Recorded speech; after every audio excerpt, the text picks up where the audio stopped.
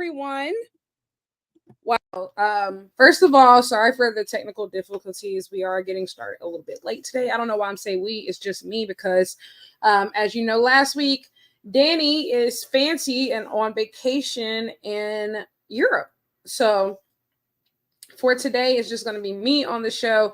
I am planning on having some special guests come through for the rest of July while she's out. So stay on the lookout for that. But as for today, it's just me. Thank you, everybody, for pulling up to the Dynamite Book. As always, I am your host, Lyric Swinton.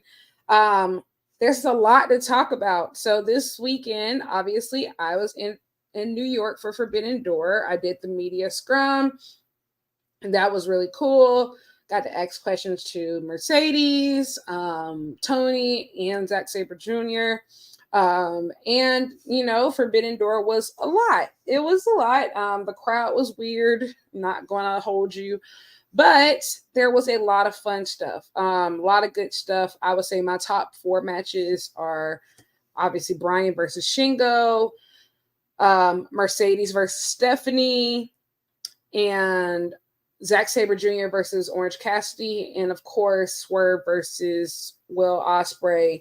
I also want to give a special shout out to that trios match of Mystico, Penta, and Rey Fenix versus Yota Tsuji, Teton, and Hiromu Takahashi. That was amazing as well.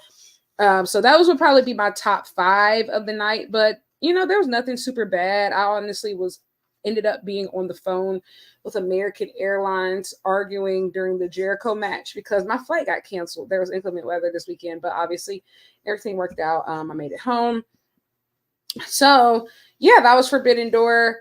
I'm still trying to figure out what kind of voodoo witchcraft I'm going to pull off to go to All In Wembley, especially after tonight. It looks like it's going to be really, really good.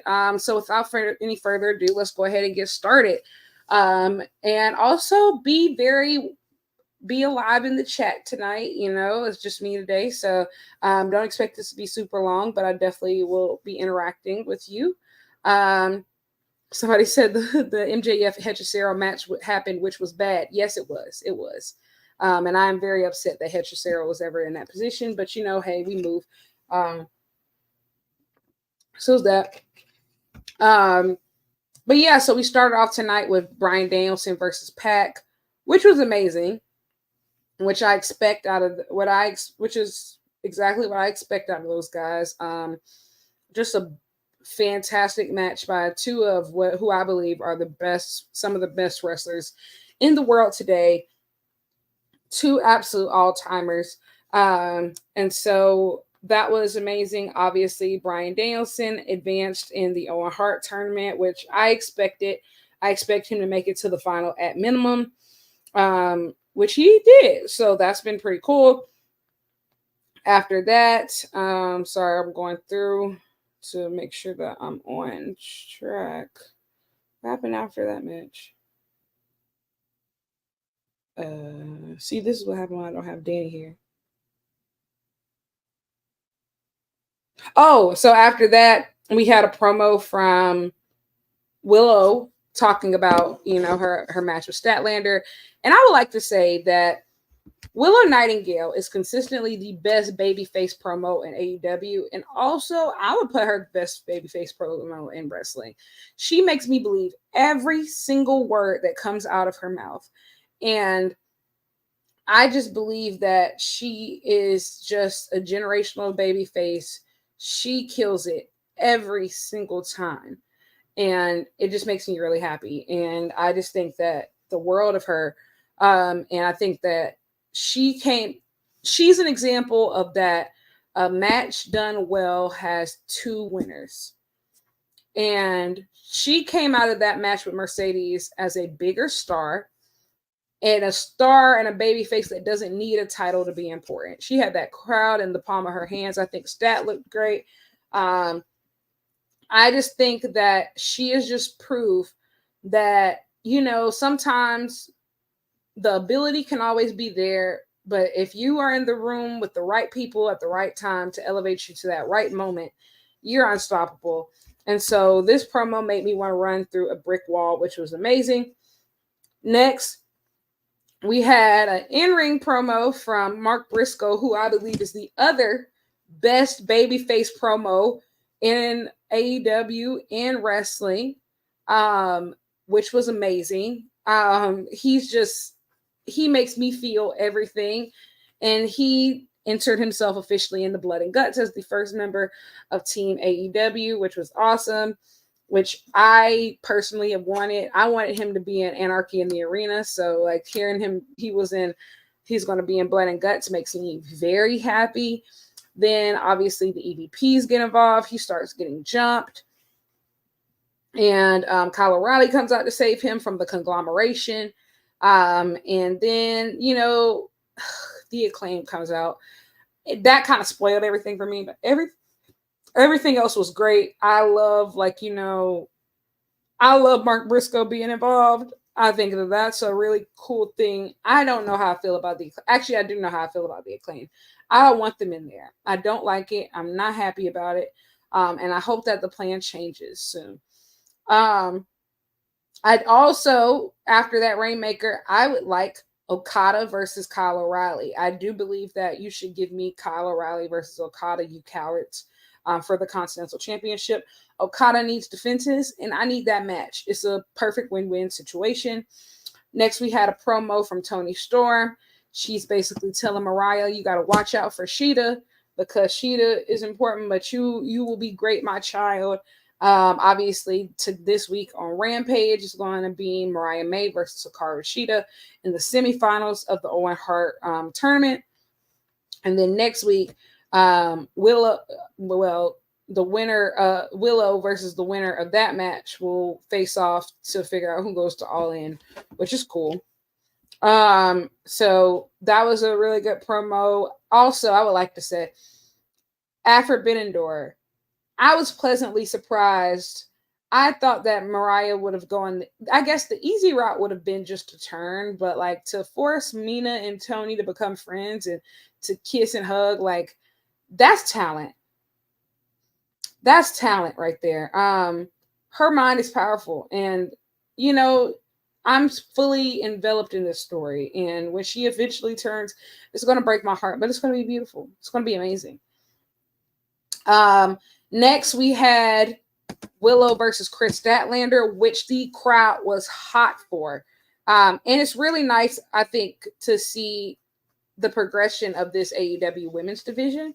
Just to see, there was a time where the crowd used to be like dead during women's matches. But I will say that Chicago crowd, I honestly, even though I was at Forbidden Door, I wish that Forbidden Door was in Chicago. I wish that it was like that Chicago crowd popped for everything. They were hot all night. They treated it like a pay-per-view. They treated Beach Break like it was special, and it really came across on screen. Like, I truly wish.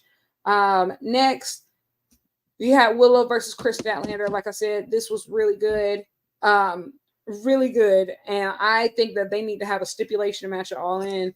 Some people are saying Texas Death Match. I actually think it should be a lights out match because I think that it will protect them both, because obviously lights out matches are non-sanctioned, so it won't go towards their record. And also, they haven't done it in a while. And also, you got to think, the lights out match is really the match that put the AEW women's division on the map for, brutality and violence and blood and gore. And I think it would be poetic for these two to settle their feud in that type of way. So I am rooting for a lights out match, but some type of stipulation, maybe a London street fight, something like that. Like they have to do something like that. So, but Willow gets the win here, which I did not expect, especially since Chris just lost at Forbidden Door 0 Hour. That tag match, which was amazing, seeing Tam Nakano and Momo Watanabe in America, that was really cool. And also she loses against Willow again.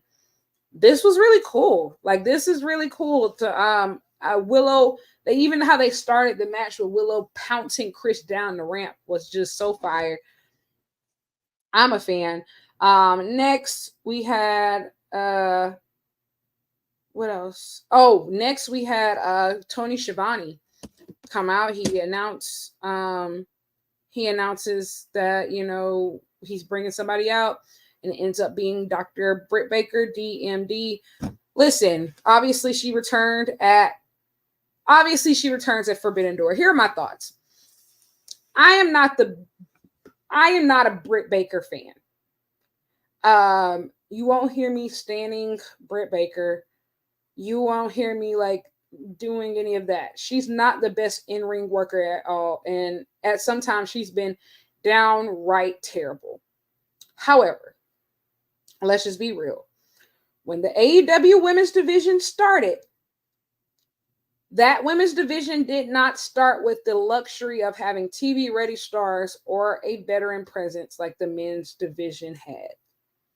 She was put into a position where she had to be the face of a division on national television without having the background or qualifications to be able to do that at the highest level or ability. And I do think that some grace has to be allowed due to that. And not just for her, but everybody, all the OGs of that division, right? Like just all of them. And I think it's just a testament to how far they come in 5 years. So now she's returning to a division where it is now a free agent destination spot. The best women in the world want to wrestle in AEW now. And they do wrestle in AEW now. The division has changed dramatically over 10 months. This is not the bathroom break. This is the main event. Like the women are it. And so her up against somebody like Mercedes, who is somebody that she has admitted that she looks up to, that she's always wanted to be like, that is a money feud.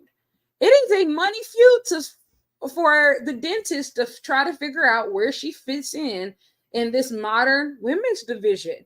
Like that is a money feud. And I think that's happening with a lot of the AEW OGs right now. There's a lot of guys trying to figure out, guys and girls, but more so girl in the sense of Britt Baker. There's a lot of people trying to figure out where they fit in. And so I'm happy to see it. And I think that, don't get me wrong, she's not the best in-ring worker in the world. But guess what? She's up against the best in-ring worker in the world, which means that it's going to be a great match. Listen, anybody who's been following Mercedes' career knows that she has managed to have great matches with a lot less people, with a lot less talented people at the time. And that's the truth. If you've been watching Mercedes' career, she has gotten great matches out of people who are a lot less experienced and a lot less talented than Britt Baker. And that is the truth. So I have no doubt in my mind that she is going to absolutely kill it in that position up against somebody who can hoop. She doesn't need to be the face of the division anymore. She doesn't have the goods. Let's just be real. And she can't carry any opponent. But she's now in a division where nobody really needs to be carried. So it works out for her. She just has to really keep her side of the street clean at this point, and that's it. Thank you for the super chat, Laurent. Thoughts on Britt versus Mercedes at All In ending in a way that ends to a rematch at All Out where they main event? No, I don't agree with draw or DQ. This is the biggest women's match in the company's history. On the biggest possible stage, you do not leave that open-ended. And I think that that's one of the things, that's what sets AEW apart from WWE and other places. Definitive finishes, right? Let's go back to Swerve versus Ospreay. Everybody expected that to end up kind of nasty or, some type of dirty finish, but guess what? He ends up beating him clean. Does anybody look any lesser for it? Absolutely not. There's a way pro wrestling can be done without having to constantly overprotect folks. These ladies can be perfectly fine and keep with having their shoulders pinned to the mat. They would be perfectly fine. Like they will be perfectly okay. So I don't agree with any DQ. Now, main eventing All Out, okay, maybe. I do think that All Out should be a women's main event. Do I think it should be Mercedes versus Britt back to back? No. I think maybe that's where you run Mercedes versus Willow 3, in my opinion. But, you know, I don't think, I'm not sure that I'm not sure if I would run Mercedes and Britt 2 weeks apart. I don't think that would be a good usage of anybody's time. But yeah, so we have Britt. She starts talking about where she's been for the last 10 months.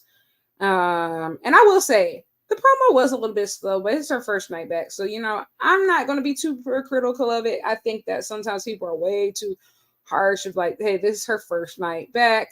But we have to remind ourselves of, she is an AEW original. She was in Chicago, the home of All In, the home of All Out. She was going to get cheered regardless. She's an original. Of course, anybody who comes against her was going to fall. And that's the point. She's supposed to be the babyface in the situation. She's supposed to be like, the defender of this women's division. Kind of look back to with the Saraya feud last year. When Britt was in 2022, when she was feuding with Saraya, of just saying about how, no, she wasn't in all these big venues like Saraya, but she was in Daly's place. She was that person who was there day in, day out for those tapings and during the pandemic. That means something to people. And I think that the overarching theme of this Dynamite tonight is that I love all of the new signings. And I think that everybody else does for the most part too. But a lot of the times these new signings have kind of been on their own as far as carrying the product. And what people have to understand is that just because we're adding new people doesn't mean that we can forget about the old ones. And having some of the OGs back, this has made the product feel so AEW. And I think that's what's important. And whether you like it or not, Britt Baker, DMD, is one of those people. And so she was talking about, having a mini stroke and, all the issues that she has been having with her back. And she was like, there's apparently a new face of the division.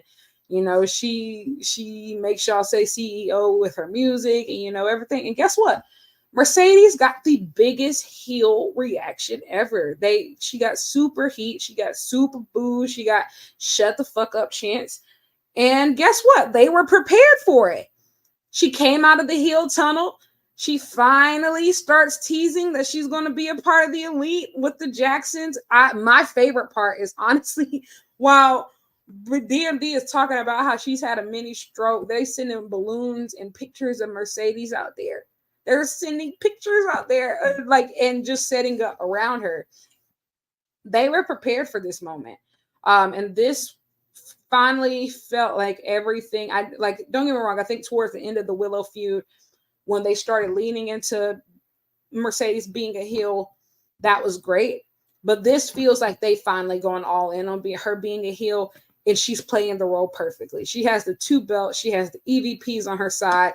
She's cocky. She has all the glitz, the glams, the jewels. Like, she is it. And she is like, this felt like that true Clash of the Titans type of feud that the women's division has been waiting on. This felt like the big one. This feels like the big one. And no, Britt Baker is not the best in-ring worker, but she can rise to the occasion. There is a reason why she was once voted Woman of the Year in PWI, right? Like, there's a reason why she has, essentially a 5-star match to her name, with Thunder Rosa, of, hey, she does matter to the company, and I think that Mercedes is in a position to where she is just the superior in-ring worker, to where I'm not worried about the actual match. This felt great. Like, this felt huge. And I can't say enough good things about this segment. Like, I really can't say enough good things about this segment. Everything delivered. It felt like the Hangman Punk feud should have felt.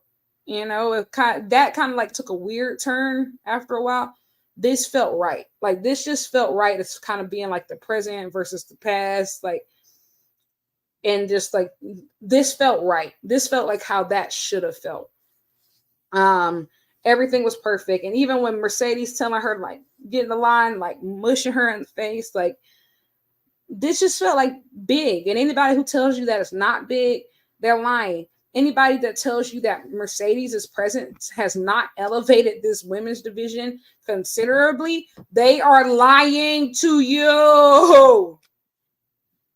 Just look at the material. Look at how they got the women's division in order just to prep for her arrival. And look at the progression we've seen since it. I've been saying, I said this a while ago, and people didn't believe me. AEW has the best women's division in America right now, and I'm willing to stand on it. Yeah, I'm saying it. They are.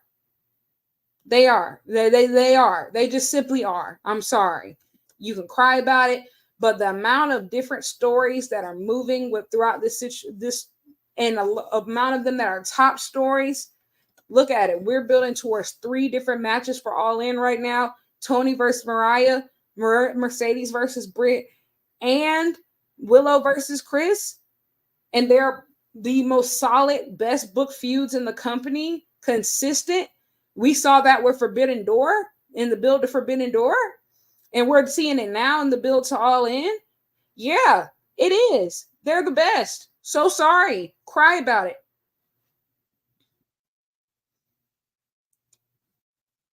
And, I hate, I mean, do we need the Owen to get Tony versus Mariah? Probably not, but guess what? We're already here. So, I mean, there's nothing we can do about it now. Tony is not dropping the title between now and All In. It would be pointless if she did. So there's nothing we can do about it now. We can talk about, what should have been happening or it couldn't have happened. Guess what? It is July. Next week is August. Next month is August. So there's nothing else that we can do about it. And at this point, hey, I think that we have Deanna versus Thunder. We have Serena Deeb versus Riho. Like, these are active feuds happening right now. And they're all captivating. They've all been well built. So shout out to this women's division. Shout out to this segment. That was excellent. That was really good. So what was next after that? Sorry, I make a list and I have to go through it. What was next? From lyrics we had was that the learning tree? Was that the learning tree? Oh no, I'm a liar. It was the wild card segment. That was the wild card segment. So we had the Jeff Jarrett versus the wild card, and it's a heel Hangman. And I would like to say that I am so sad that Dani isn't here. I'm very sad that Dani isn't here because you already know on this show we have to get in at least one Hangman tribute per show, one Konosuke Takeshita tribute per show, and one Kenny Omega tribute per show. So I would like to say one Konosuke Takeshita. I hope that you're having a great day. Dani would like to know what you're doing next weekend, asking for a friend. And 2, Kenny Omega, I hope that you're doing well. Please come back soon, my beloved. I hope that you are doing well and that you're back for All In. I will be waiting for you.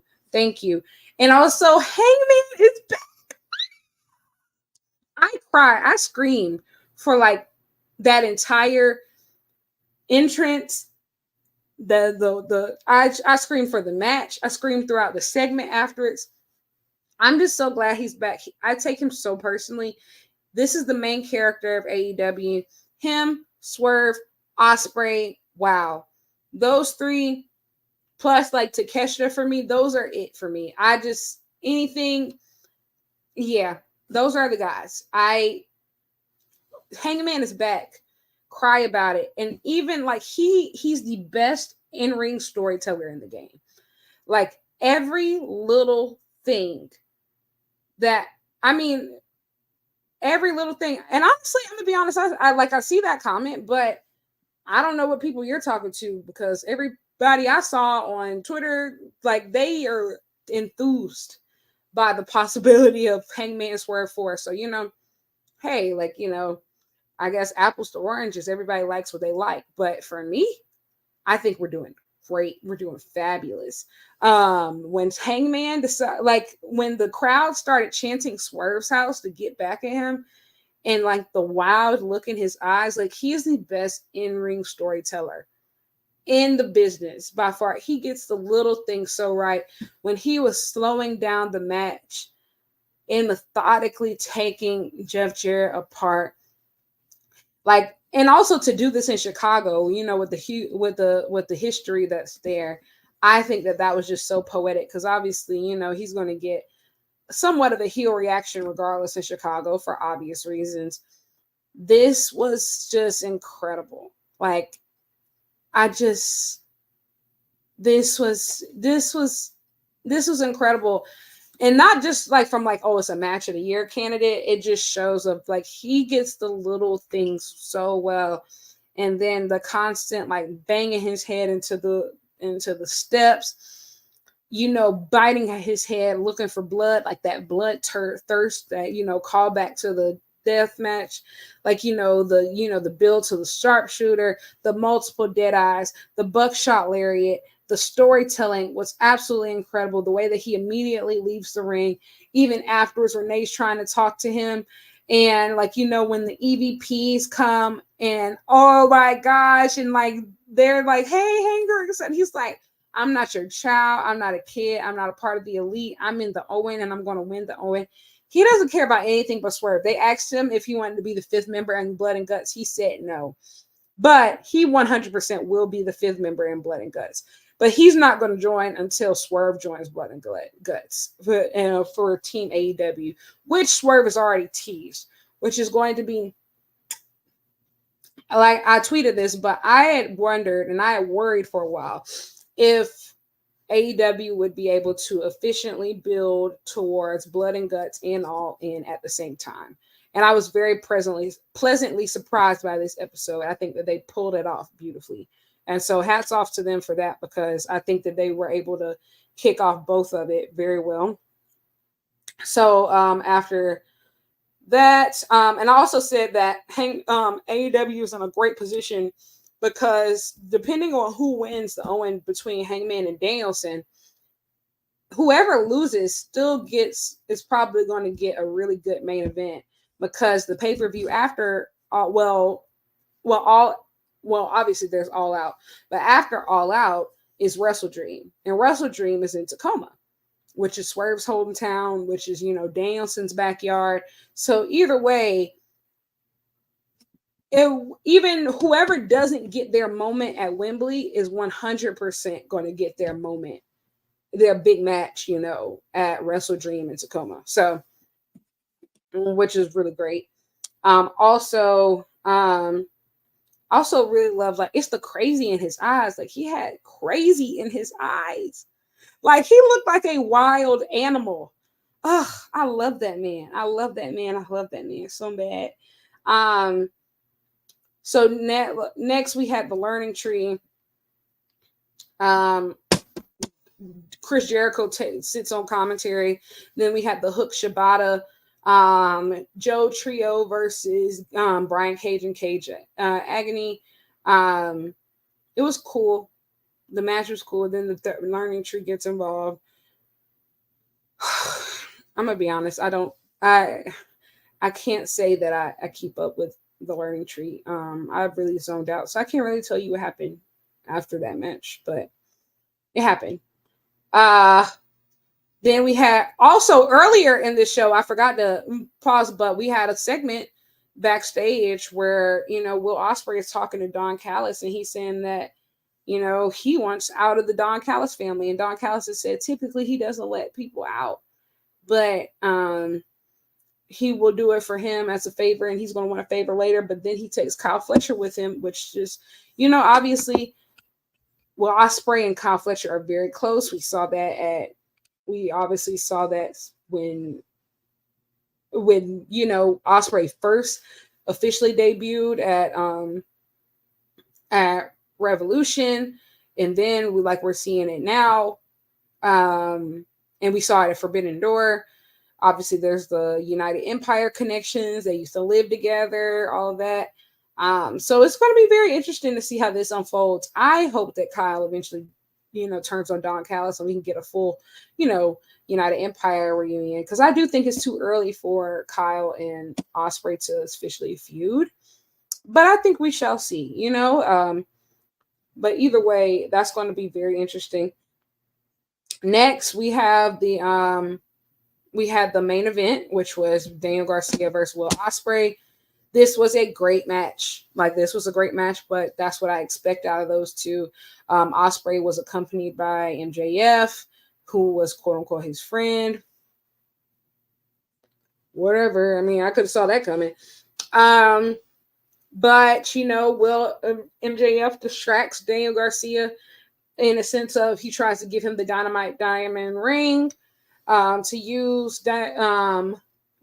Garcia doesn't use it, and as soon as he turns around, he gets hit with the nasty, most disgusting hidden blade I've ever seen. That was just, it came out of nowhere. It almost knocked his head off. And then afterwards, Will Ospreay is giving him words of encouragement. He leaves the ring. Then MJF is like, it's not on you. That was my fault, yada, yada, yada. And then, in MJF faction, he attacks him, a serious attack. And here's the thing. If you watch the show, I am very, very, very, very, very critical of Max. I have to be honest, nothing he has done since he returned has moved me at all. I have hated all of it. I have really wished that he never came back because I've hated all of it.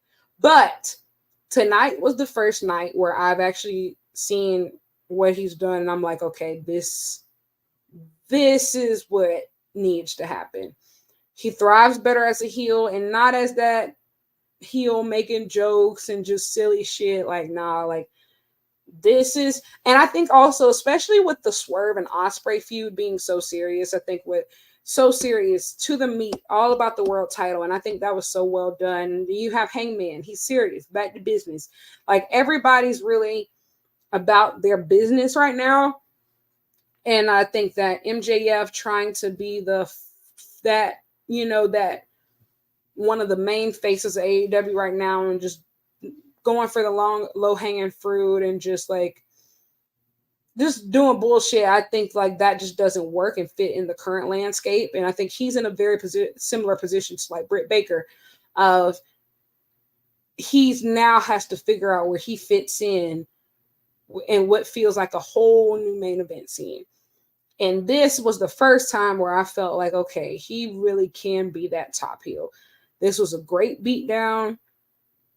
He felt unhinged. He felt like the actual devil again. And I don't think we've seen anything this good from him in well over a year, maybe a year and a half, and to be quite honest. And so I think that this was good. I'm not saying that I'm sold on him yet. I still have to see a lot more. Obviously, we're heading towards MJF versus Ospreay, which I think that is going to really push him. I think we're going to see what he's made of in this feud because Ospreay has shown himself to not just be a great wrestler. He's shown himself to be a reliable, dependable, and downright excellent promo as well. And somebody who can keep up on the mic and somebody who can keep up in the ring. And so I'm interested to see, how MJF rises to the occasion. And I'll also say I haven't been impressed with his ring work since he came back either. So I hope that I'm pleasantly surprised. I think it's impossible to have a bad match with Will Ospreay at this point.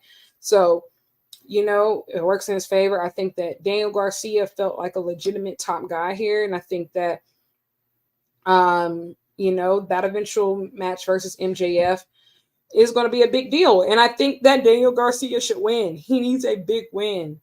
really badly, like really badly. He needs a win, and so maybe they save that for All Out. Who knows?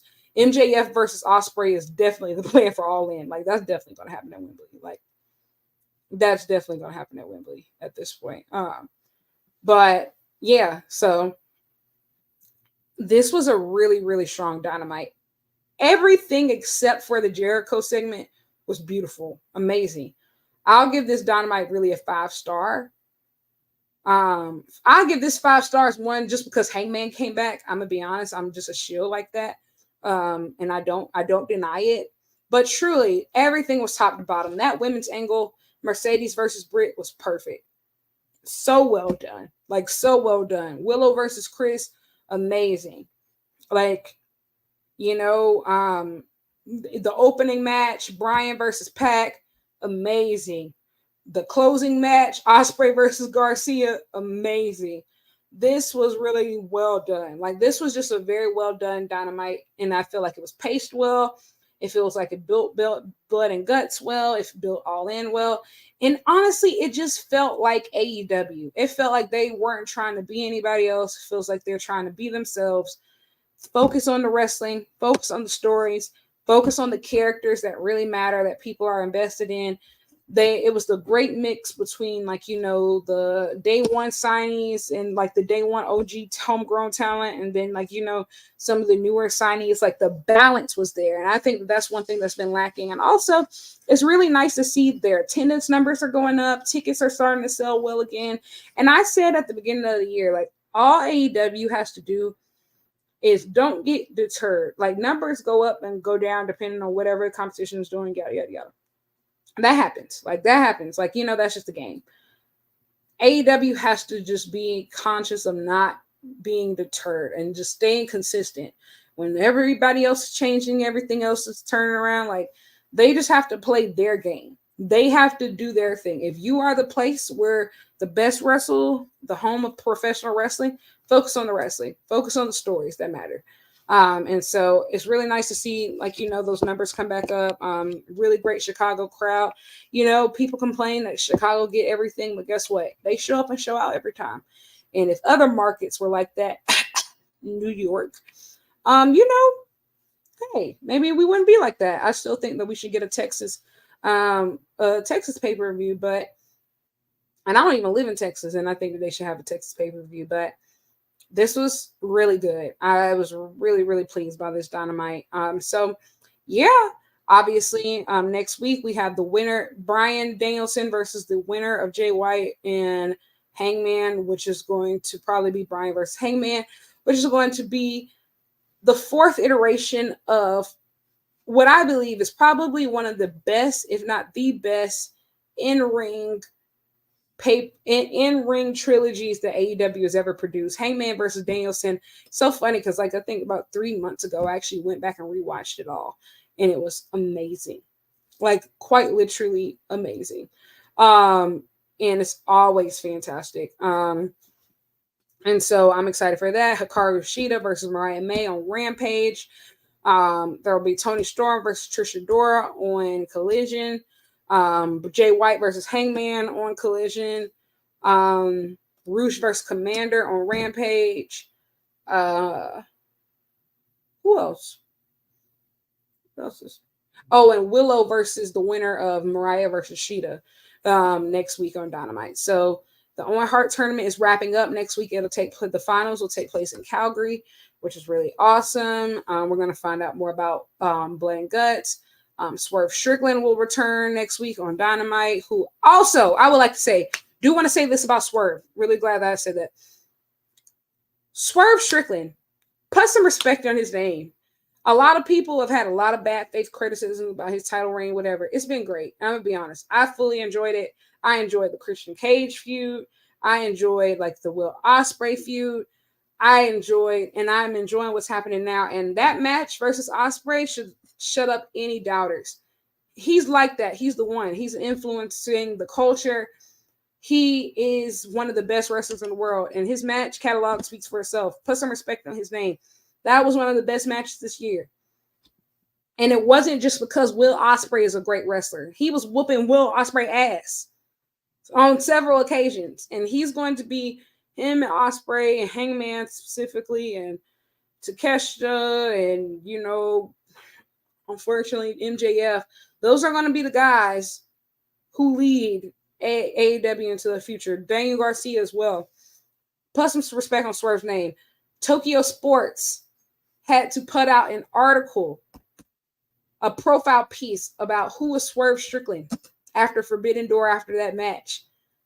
Do you know how big that is? AEW doesn't even have distribution in Japan outside of a New Japan World subscription. They're not on TV.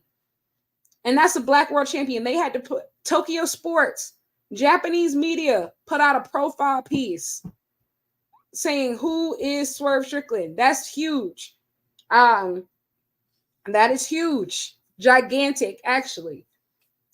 They're not doing that for everybody. Just about anybody, especially a Black World Champion, especially like, you know, for AEW. AEW is still fairly new to the Japanese market, even in the midst of all these partnerships, because they don't have, you know, one, they're 5 years old, and two, they don't have distribution. This is big. And also, thank you for reminding me, Wrestle Dynasty, January 5th. I don't know how I'm going to pull it off, but I want to go back to Japan again. I'm not going to lie to you. It's a huge wave of events from the 29th, typically Stardom Grand Queendom, all the way to January 6th now. So the New Year Dash has now been moved to January 6th because Wrestle Dynasty has been moved to, is happening in the Tokyo Dome on January 5th. So Wrestle Dynasty will feature New Japan, Ring of Honor, AEW, Stardom, and CMLL in the fucking Tokyo Dome. I started screaming. I was in the audience at Forbidden Door, saw it on my phone because we didn't see like the advertisement on the Tron when in the building when everybody else saw it, like, you know, watching from home. Incredible. Amazing. Like, I just imagine if my GOAT Kenny Omega is back and having a match at the Tokyo Dome. Imagine if my GOAT Mercedes Moné is finally wrestling at the Tokyo Dome. I got to be there. I don't know how I'm going to do it. You know, as Dani always says, just got to figure out which one of my organs I don't need and get them up out of here. But yeah, I think that's all the updates for now. Fun stuff in New Japan world. I know this is not like, you know, a New Japan show typically, but the G1's coming up. Konosuke Takeshi is going to be in the G1. So, you know, it's about to be great. I'm super excited. And it's going to be fun stuff. But yes, thank you everybody who tuned in to the Dynamite Book today. I'm going to be honest, I'm a little bit parched. I've been talking by myself for 45 minutes, but you all have been great in the chat of making sure that, you know, I stay on track and know exactly what to talk about and yeah, all that jazz. So thank you for coming to Dynamite Book. Like I said, I'm going to try to get some guests lined up for the rest of July. So this should be fun. We will have Dani back in August, but you know, she's fancy right now on vacation in Europe. And so I'm happy for her, but it is what it is. I hate being poor. But until next time, I'll talk to you guys next week. Thank you for joining me for another chapter of the Dynamite Book. As always, you can find me on social media at Lyric Wrestling on Twitter and Instagram, and subscribe on YouTube at Lyric Swinton. I will be uploading my reel from Forbidden Door, which saw all the questions that I asked. I literally have already clipped all the videos. I just need to upload them on YouTube. So that's on me, but they should be on my YouTube soon. But yes, until next time, I'll see all you later. Bye.